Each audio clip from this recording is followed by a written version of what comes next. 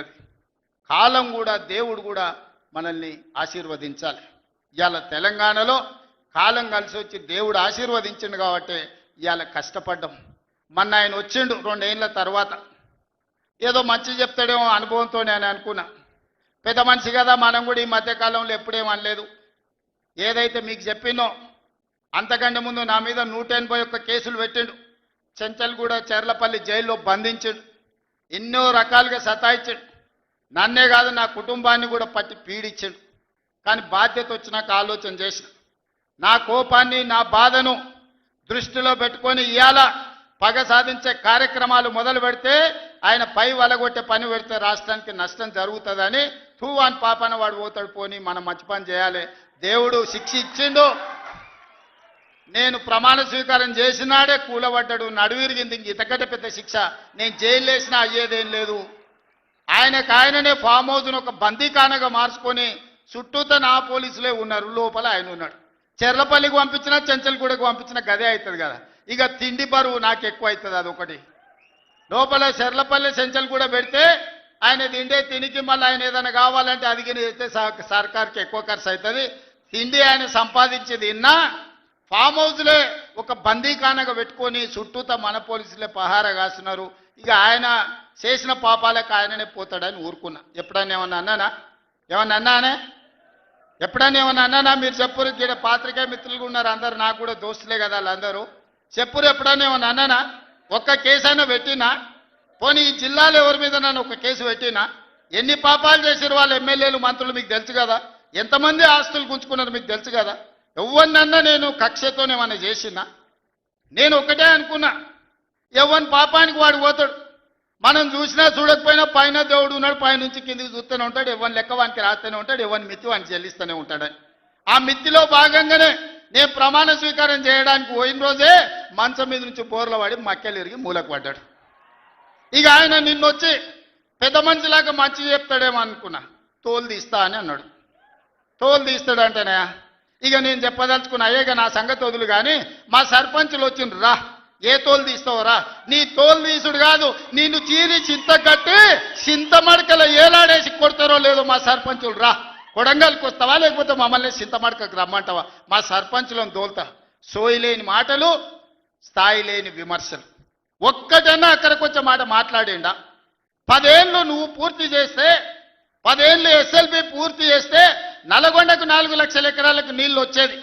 10 ఏళ్ళు పాలమూరు రంగారెడ్డి పూర్తి చేస్తే పాలమూరు జిల్లాలో 10 లక్షల ఎకరాలకు వచ్చేది. కల్వకుర్తి పూర్తి చేస్తే 3.5 లక్షలకు వచ్చేది. భీమా పూర్తి చేస్తే 2 లక్షలకు వచ్చేది. కోయిల్ సాగర్ లేకపోతే ఏది చేసినా, నెట్టంపాటు చేసినా, నా మక్తల్ నారాయణపేట కొడంగల్ పూర్తి చేస్తే 1.5 ఎకరాలకు మాకు నీళ్లు వచ్చి ఇవాళ కందులు వండించి జొన్నలు వండించి కల్తీ కళ్ళు దాగి బతికే పరిస్థితి మాకెందుకు ఉంటుండే? మేము కూడా మీ లెక్కనే మంచిగా పంటలు వండించేటోళ్ళం, మంచి బట్టలు తొడుక్కునేటోళ్ళం. మేము కూడా మా పిల్లల్ని చదివించుకునేటోళ్ళం. 10 ఏళ్ళు పగబట్టి నారాయణపేట మక్తల్ ప్రాజెక్టును ఈనాడు పక్కన పెట్టి 69 జీవోను తుంగలో దొక్కితే ఊరూరు ఎత్తిపోతల పథకం కోసం మా కార్యకర్తలు, ఈ ప్రాంత రైతులు ధర్నాలు చేయలేదా? పార్టీలకు అతీతంగా 69 జీవో కోసం కొట్లాడలేదా? నీ సొమ్మె ఏం పోయిందా? మాకు నీళ్ళు ఇవ్వాలంటే నీకు ఇంత కడుపు నొప్పా? నువ్వు మళ్ళీ బయటకు వచ్చి ఇవాళ ఆయన తోలు తీస్తా అంటాడు. తోలు నాది కాదు కానీ ఆ షేక్పేటలో మటన్ కొట్టు మస్తాన్ ఉంటాడు.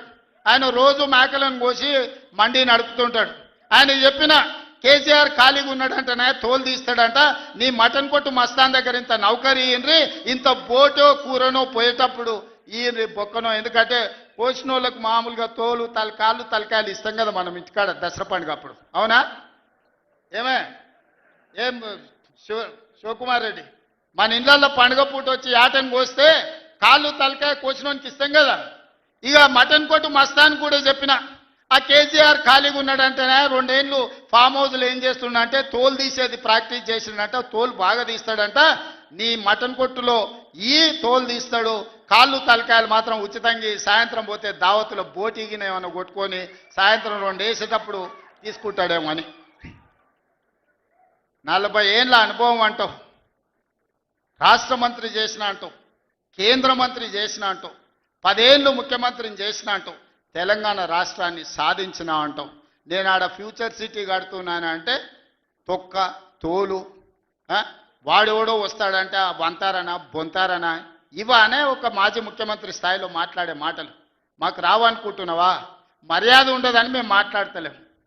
మర్యాద ఉండదని ఇవన్నీ విషయాలు మేము మాట్లాడతలేం. కానీ మాట్లాడ మొదలు పెడితే నువ్వు కాదు కదా నడుముకు రాయి కట్టుకొని ఆడ ఉన్న మల్లన్న సాగర్లో దుంకి చచ్చిపోతావు. మల్లన్న సాగర్ కాకపోతే రంగనాయ సాగర్లో మెడకు తాడేసుకొని ఊరేసుకొని చచ్చిపోతావు. చంద్రశేఖర్ రావు గారు నన్ను గెలకకు. నేను అన్ని చూసిన. ఎక్కడి నుంచి వచ్చిన నేను నల్లమల్ల అడవుల నుంచి వచ్చిన. జడ్పీటీసీ గెలిచిన, ఎమ్మెల్సీ గెలిచిన, ఎమ్మెల్యే గెలిచిన, ఎంపీ గెలిచిన, తెలంగాణ రాష్ట్రానికి ముఖ్యమంత్రి అయిన అమాం బాపత్ గాని కాదు. అక్కడి నుంచి వచ్చి అమెరికాలో అంట్లుదోమ వస్తే అయ్య పేరు చెప్పి మంత్రి అయినోని కాదు. ఊర్లో దుక్కి దున్ని కష్టమంటే తెలిసి రైతుల నుంచి వచ్చినోని రైతు బిడ్డను. నాతోని తమాషాలు చేయకు. దుబాయ్ పాస్పోర్ట్ బ్రోకర్ల దందా చేయలే, రియల్ ఎస్టేట్ బ్రోకర్ దందా చేస్తుంది ప్రభుత్వం అంటున్నాడు. రియల్ ఎస్టేట్ వ్యాపారం పెంచుతుంది, రియల్ ఎస్టేట్ ఆదాయాన్ని పెంచుతుంది, రియల్ ఎస్టేట్ అభివృద్ధిని తీసుకొస్తుంది. నీ కొడుకేమో హైదరాబాద్లో రియల్ ఎస్టేట్ వాడిపోయిందంటావు. నువ్వు వచ్చేమో ఈ ముఖ్యమంత్రి రియల్ ఎస్టేట్ దందా చేస్తున్నాడు అంటాడు. ఇదేమన్నా పాస్పోర్ట్ బ్రోకర్ల దందానా? నేను ఎవరినేం దుబాయ్కి పంపుతా అని మోసం చేయలే. భూములు, ప్రభుత్వ భూములు పరిశ్రమలు పెట్టడానికి రైతులు అడిగిన నష్టపరిహారం ఇచ్చి నిన్నగాక మొన్న మక్తల్ నారాయణపేట కొడంగల్ ప్రాజెక్టుకు 12 లక్షలు ఇస్తామన్నాం. మా రైతులందరూ కాదు కూడదన్నారు. ఏం కావాలన్నా అడగమని మా శ్రీహరికి, మా శివకుమార్ రెడ్డికి చెప్పిన, మా పర్ణికమ్మకు చెప్పిన. వాళ్ళు పోయి మాట్లాడిను. వాళ్ళు అడిగింది నాకు వచ్చి చెప్పురన్న. వాళ్ళు 20 లక్షల ఎకరం కావాలన్నారు.